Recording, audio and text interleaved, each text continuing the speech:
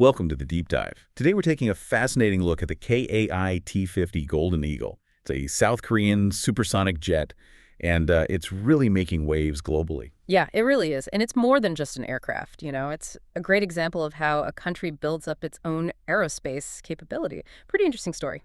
Definitely. And we've dug into the sources here, mostly the KAI corporate website and its very detailed Wikipedia page. Loads of info there. For sure. So our mission today really is to unpack what makes the T-50 tick, from where it started to where it is now, flying all over the world. Exactly. Whether you're an aviation buff or just curious, we want to make sense of its story, how it began, why it's important. So, okay, where does the Golden Eagle story actually kick off? Well, the T-50 Golden Eagle is quite special. It's South Korea's very first homegrown supersonic aircraft. Which is a huge deal, right? Oh, absolutely. It puts them in a pretty small club, globally speaking. And it's also one of the very few supersonic trainers out there. Training pilots faster than sound. Wow. Exactly. Think about that. So, not an overnight thing, I gather. Development started late 90s, first flight 2002, then surveyed in 2005 with ROCAF, the Republic of Korea Air Force. That's the timeline, yeah. But the roots go back even further. It actually started life as the KTX-2 program way back in 1992. KTX-2. Yeah. And like a lot of these big projects, it hit some snags, financial issues, even got paused briefly in 95. But they stuck with it. By 1999, the basic design was pretty much locked in. So perseverance definitely paid off. And it wasn't just South Korea working on this alone, was it? I saw some international involvement. Absolutely. That's key. It was a partnership. Funded-wise, the South Korean government put in the lion's share, about 70%. Okay. Then KAI itself put in 17%, and Lockheed Martin, the U.S. aerospace giant, they chipped in the remaining 13%. Lockheed Martin, right. So that brought in expertise, resources. Exactly. Probably sped things up quite a bit, gave them access to proven tech, super important. Makes sense. And the name, Golden Eagle, that became official in February 2000. A strong name. It is. I also saw a note that the designation T-50A was specifically, set aside by the U.S. military. Why is that? Yeah, that's interesting. It's likely just administrative foresight, to avoid any designation clashes later on, especially since Lockheed was involved in marketing it, sort of smoothing the path just in case. Huh. Smart thinking. Yeah. And that joint marketing with Lockheed, that really showed global ambitions right from the start, didn't it? Definitely. And that first ROCAF order for 25 T-50s in December 2003, that was the big validation, the home team buying in. A crucial step. Hugely important. And these weren't bare bones trainers either. They had some decent kit from the get-go. Right, like the radar, the Lockheed Martin ANA PG-67. Yeah. And the engines, GE F404s. Same family as the early Hornets. That's the one. But what's really notable is they weren't just off-the-shelf engines. Samsung Techwin built them under license in Korea. Ah, building capability. Exactly. And the engine control system, the FADEC Full Authority Digital Engine Control that was actually co-developed by GE and KAI, shows real commitment to building their own tech base. It really does. And that success as a trainer, well, it paved the way for more, didn't it?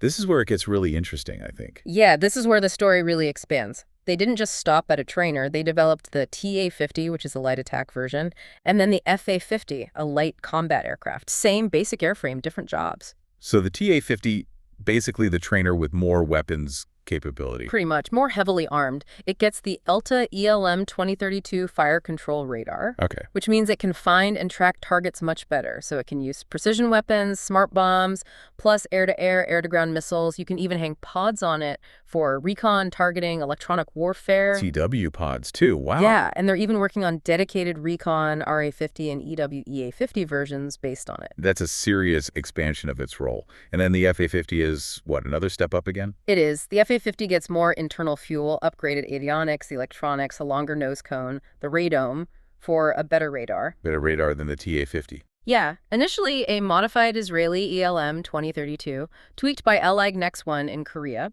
and its range is about 2/3 greater than the TA-50's radar.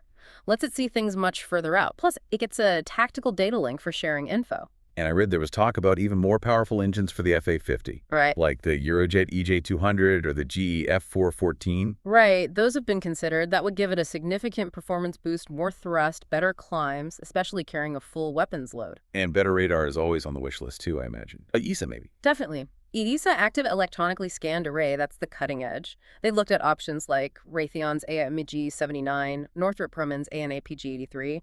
Samsung Thales even worked on a homegrown AESA. It's all about staying ahead, improving the capability constantly. It's just amazing, starting as a trainer and ending up here. RoCAF started converting T-50s to F/A-50s back in '08, then ordered more in 2012. That shows real confidence. It does. That first F/A-50 flight in 2011 was huge. And then producing 60 for RoCAF between 2013 and 2016 really cemented its role. And we shouldn't forget the USTX competition attempt, right? Yeah. KAI teamed up with Lockheed for that. Ah, yes, the TX program. They offered an upgraded T-50 variant for that. The KAI LM T-50TX, what did they change for that? Well, it had specific mods for the U.S. Air Force needs, like a noticeable hump on the back, a dorsal hump for extra fuel or avionics, Okay. an aerial refueling port so we could tank up midair, a big modern cockpit display, and embedded training systems to simulate different scenarios right in the jet. And some of that tech found its way into the T-50A variant later. Exactly. The T-50A unveiled in 2017 had that fifth-gen style cockpit, the refueling capability, the big display, that dorsal hump look. Yeah. Very much influenced by the TX effort. And the F/A-50 keeps getting upgraded too. Block 10, Block 20. Yeah. What's the difference there? Block 10 was mainly about software, integrating the Lockheed Martin Sniper targeting pod. That's a big deal for precision ground attack. Like a high-tech scope. Basically, yeah. Block 20 is a bigger leap, focuses on beyond visual range, BVR, air combat, so carrying missiles like the AIM-120 ARAM. And crucially, it gets that new AESA radar. The Raytheon Phantom Strike was chosen. Phantom Strike, go ahead. That's a compact, modern AESA, big upgrade. Deliveries for that radar start around 2025, so that'll really boost the Block 20's effectiveness. Sounds like a serious light fighter now.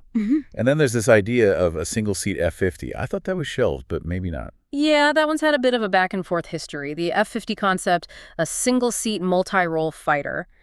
It was sort of paused while South Korea focused on the KF-21 program. They're more advanced fighter. Right. But the F-50 idea seems to be back, mainly as an export offering. The goal is something like maybe 80% of an X-16's capability, but cheaper. Interesting niche. Could be. Development target is 2028, and the government started putting some funding towards it in 2024, including work on extra fuel tanks for more range. So the evolution just continues. Incredible. Let's talk design. People often say it looks a bit like an F-16. It does, yeah. There's definitely a resemblance. It's smaller, though, about 80% the size of a Falcon. 2 pilots, tandem seats, one behind the other. Under that big canopy. Right, high-mounted canopy from Hankook fiber, great visibility, and it's tough, too tested for ballistic protection. Good to know. Performance specs, anything stand out? Well, it can get up to 48,000 feet. Airframe life is rated at 8,000 hours, which is pretty good. Decent lifespan. Yeah. Fuel-wise, it holds about 2,655 liters internally. Plus, you can hang 3 external tanks for another fundin' 710 liters. Decent legs. And the paint jobs. White and red for trainers? Usually, yeah. Yeah. The Black Eagles aerobatic team, they have that cool white, black, and yellow scheme. Very distinctive. And the engine is that single GE F404 you mentioned. Good power. It is. The F404-102 turbofan, built by Samsung Techwin under license. With that GKI co-developed ADC, it pushes the T-50 to Mach 1.5, 1.5 times the speed of sound. And the afterburner gives it about 17,700 pounds of thrust. Plenty of kick for training and maneuvering. Let's talk avionics. Sounds pretty sophisticated, with Lockheed involved again. Absolutely. Lockheed Martin played a big role, especially with the fly-by-wire system. That's the electronic flight control system. Yeah. Very advanced. Places rods and cables, basically. Exactly. Safer, more agile. And interestingly, the main computer and its operating system, called NEOS, were developed by a Korean company, MDS Technology. NEOS. Yeah, it was actually the first real-time OS from an Asian company to get certified to these really high safety standards, DO-178B and IE POSIX. That's a big achievement for flight software. Wow. And other Korean companies involved, too. Oh, yes. Samsung Thales, LIG Next One, they handled major parts of the avionics and electronic warfare suites. Navigation uses Honeywell systems, GPS-INS, and radar altimeter. And it was the first trainer with triple redundant fly-by-wire. That sounds important. Hugely important for safety. Means there are 3 independent channels controlling the plane. If one fails, the other 2 take over instantly. Massive safety margin. Makes sense. And the cockpit itself. Korean suppliers there, too. Yep. Panels and controls from First Tech and Sungjin Techwin. The head-up display, the HUD, that's from Dodam Systems. Multi-function displays, MFDs, from Samsung Thales.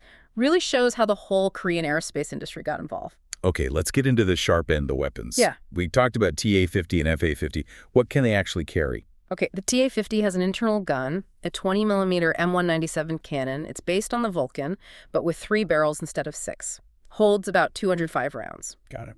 Plus, wingtip rails for AM-9 sidewinders for self-defense. Then, under the wings, it can carry AGM-65 Maverick missiles for hitting ground targets like tanks. Mavericks, okay. Hydra rockets, cluster bombs like the CBU-58 or MK-20, and standard MK-82, 83, 84 general-purpose bombs, a decent loadout for light attack. And the FA-50 takes that further, I assume? Oh, yeah, significantly. The FA-50 can carry ECM pods like the Rafael Sky Shield or the Korean L-Edge Next One ALQ-200K to jam enemy radars. Electronic warfare. Right. Plus targeting pods like Sniper or Lightning for super accurate bombing, and reconnaissance pods like the Condor 2. So it can find its own targets and gather intel. Exactly. Weapon-wise, it adds things like SPICE guidance kits for bombs, sensor-fused weapons like the CBU 97105 with guidance kits for accuracy. Munitions. Yep. JDAM GPS-guided bombs, including the extended range versions, and crucially, the AIM-120 AMRAAM for BVR air combat. That's a big step up. Definitely. And there's room for more in the future. Looks like it. Provisions are there for integrating things like Israeli Python or Derby missiles, potentially anti-ship missiles, longer-range standoff weapons, even talk of a smaller version of the Taurus KPD-350 cruise missile, and reports mention integrating advanced European missiles like Meteor and ASRAAM too, so lots of potential growth. It's just incredibly versatile. No wonder it's funding customers globally. Let's talk about that operational history. Where is it flying now? Well, its success internationally really comes down to that mix of performance, tech, and cost, Started at home, of course. South Korea's TA-50s were operational by 2011. And the Black Eagles display team uses them. Right, the T-50B, they're fantastic. RoCAF deployed the FA-50 variant in 2014, ordered 60 total. They've even test-fired Mavericks from them, so fully integrated. And outside Korea, Indonesia was an early one? Yes. Indonesia ordered 16 T-50I aircraft back in 2011. They have light attack capability, got them in 2013-14, and they seem happy ordered another 6 in 2021. Shows it fits their needs for a modern trainer with some combat punch. How about Iraq? They have them too, right? The T-50IQ. They do. Iraq ordered 24 T-50IQs, basically an FA-50 variant in 2013, delivered 2017-18. But it took a while to get them flying operationally, not until 2022. What delay? Needed to set up the whole support system, maintenance, logistics, pilot training. KAI helped them get that sorted. Just shows buying the hardware is only part of the picture. Good point. The Philippines is another key user, the FA-50PH, and they've actually used them in combat. That's right. They got 12 FA-50PHs delivered 2015-17. And yes, they've flown combat sorties, particularly during the Marawi siege in 2017 against insurgents. I heard there was a friendly fire incident there, unfortunately. Yes, tragically there was. But the aircraft returned to service. They've also done live fire exercises with Mavericks, participated in joint sinking exercises, showing off different capabilities. And despite a recent crash, they're still committed. Yeah, there was a sad crash in March 2025. 2 pilots lost. The investigation pointed to things like night conditions, terrain, not a technical fault with the jet itself. And just after that, the Philippine Air Force actually reaffirmed plans to buy 12 more. Show strong belief in the platform. Okay, Thailand also flies them, T-50H. Yep, Thailand ordered 12 T-50THs starting in 2015, deliveries from 2018, then approved another 8 later. They call it the BKHF.2 locally. And then Poland. That was a big recent order, wasn't it? Huge order. 48 FA-50s in 2022, 12 Block 10s, and 36 of the newer Block 20s. A major factor there was speed. Because of Ukraine. Exactly. They needed replacements for their old Soviet-era MiG-29s and Su-22s quickly. The FA-50 offered a capable available option, and KAI is helping set up a local service center in Poland, too. Smart move for long-term support, and Malaysia's the newest customer. That's right. Just last year, 2023, ordered 18 FA-50 Block 20s to replace older trainers like the MB-339 and Hawk jets. And they have an option for 18 more. So another long-term commitment, potentially. So trainer, light attack, light fighter. Used across Asia, the Middle East, now Europe. Let's just quickly summarize the variants we've talked about. Okay, current main ones. T-50, the advanced trainer. T-50B for the Black Eagles aerobatic team. TA-50, lead-in fighter and light attack. And FA-50, the light fighter attack jet. Which includes the Block 10 and Block 20? Right. Block 10 added the sniper pod integration. Block 20 is the bigger upgrade refueling probe, possibly conformal tanks later, that ESA radar, helmet-mounted display, more weapons. And the potential single-seat F-50 is still out there as an idea. Still out there, yeah. Revived for potential export, plus all the country-specific versions like T-50I for Indonesia, T-50IQ for Iraq, FA-50PH for the Philippines, FA-50PL for Poland. Minor tweaks for each customer, usually. Looking at who's flying it now and who might be next, the future looks pretty bright. It really does. You've got Indonesia, Iraq, Malaysia, Philippines, Poland, South Korea, Thailand already operating them. Then the list of potential customers is long. Like who? Well, Azerbaijan, Bolivia, Botswana, Brunei. Egypt is talking about maybe even building them locally. Pakistan's interested. Peru might sign a MOU soon. Senegal, Spain's had talks. Slovakia, UAE. Even the U.S. is looking again for trainer roles. Yeah. The TF-50A and TF-50N variants are being considered for U.S. Navy and Air Force training programs. Vietnam is also reportedly interested. It's quite a list. Shows broad appeal. That U.S. interest is interesting, given it lost the TX competition initially. It really speaks to the value proposition, doesn't it? Capability versus cost. Of course, not every bid works out. Right, like Argentina. Yeah, the UK arms embargo seems to have blocked that due to British parts in the jet. Israel, Singapore, Taiwan went other ways. The initial U.S. TX bid failed. Uzbekistan couldn't get a U.S. export license. So international sales are always complex. Geopolitics plays a big role. Definitely. And finally, we should touch on safety. Like any aircraft, there have been accidents. Yes, unfortunately. It's the reality of aviation, especially military aviation. There have been crashes involving T-50s or variants in South Korea, Indonesia, and the Philippines over the years. Any common causes? It varies. The Irkov-HAF Black Eagles crash in 2012 was put down to human error during maintenance, apparently. Huh? An Indonesian T-50I crash in 2015, possibly pilot error. Other Indonesian crashes in 2020 and 2022 happened during training, one at night. And the recent Philippine crash, as we said, cited operational factors, not the jet itself. Tragic losses. Absolutely. But investigations always aim to learn lessons, improve safety, improve training. It's a continuous process. Okay, well, this has been incredibly thorough. We've gone from the KTX-2 concept right up to Block 20 FA-50s flying in Poland, bringing it all together. What really stands out to you? For me, it's the sheer adaptability of the design. They didn't just build a trainer and stop. They had the vision to evolve it into genuinely capable light attack and light fighter versions.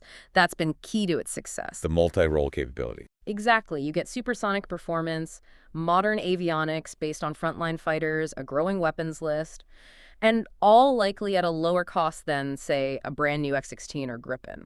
That's a compelling package for a lot of air forces. And the constant upgrades show it's still got room to grow. Definitely. The Block 20 is a big step, that potential F-50 single-seater.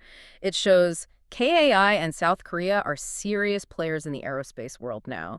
It's a real testament to how far their industry has come. From licensed production to designing and exporting their own supersonic jet.